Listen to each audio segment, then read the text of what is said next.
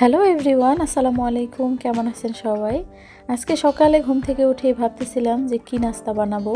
ভাবতে ভাবতে মনে হলো যে অনেকগুলো ভাত রয়ে গেছে, আজকে ভাত বাগার দিব। সকালের নাস্তায় কি বানাবো সেটা ভাবতে ভাবতেই অনেকটা সময় চলে যায়। তো আজকে হঠাৎ করে মনে হলো যে ভাত বাগার দিই, যেহেতু ভাত রয়ে গেছে। তার জন্য কিছুটা পেঁয়াজ আর কাঁচামরিচ আমি সামান্য তেলে ভেজে নিয়েছি। তো একটা ডিম দিয়ে দিলাম। যেহেতু আলাদা ডিম ভাজবো তাই আমি একটা ডিমে দিয়েছি। আয়ান আবার নুডলসের সাথে ডিম থাকলেও সেই ডিমগুলো খেতে চায় না। তার জন্য ভাবলাম যে এখানে কম ডিম দিয়েই করি। রান্নাটা করতে খুবই সহজ, কিন্তু খেতে অসাধারণ মজার। তো আপনারা যারা খেয়েছেন তারা তো অবশ্যই জানেন। তো যাই হোক, সামান্য লবণ দিয়ে দিলাম। তো এখন আমি ভাতগুলো দিয়ে দিলাম। এখন ভালো করে নেড়েচেড়ে মিশিয়ে নিব।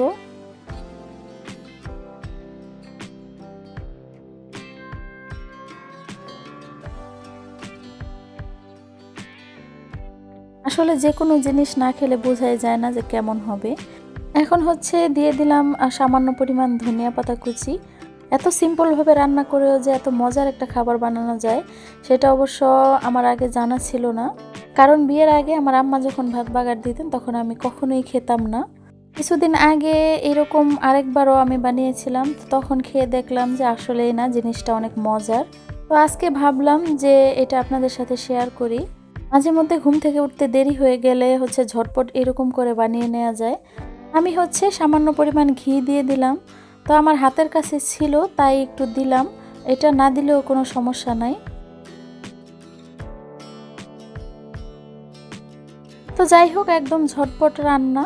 এখন খাওয়া দাওয়া করার পালা।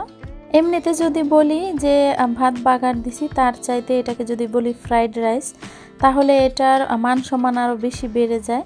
তো যাই হোক, সেটা বলেই আমার বাচ্চাকে খাইয়ে দিব। আর সাথে দিয়ে দিলাম ডিম ভাজা আর আলু ভর্তা।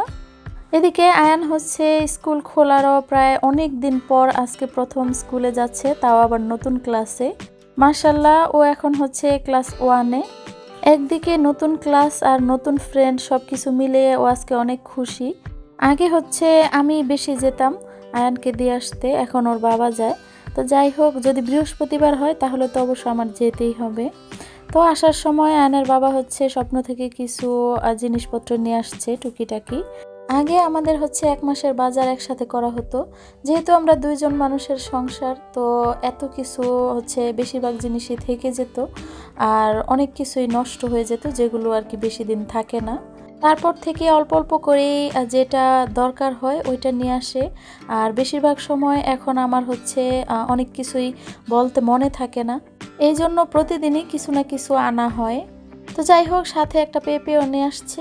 তো এটা আমি এখন কেটে দেখব। যদিও ওইরকমভাবে পাকে নাই, তারপরেও শক্ত শক্ত পেঁপে আমার কাছে বেশি ভালো লাগে। আমি অর্ধেকটা পেঁপে কেটে নিয়েছি। তো পেঁপেটা খুবই মিষ্টি ছিল।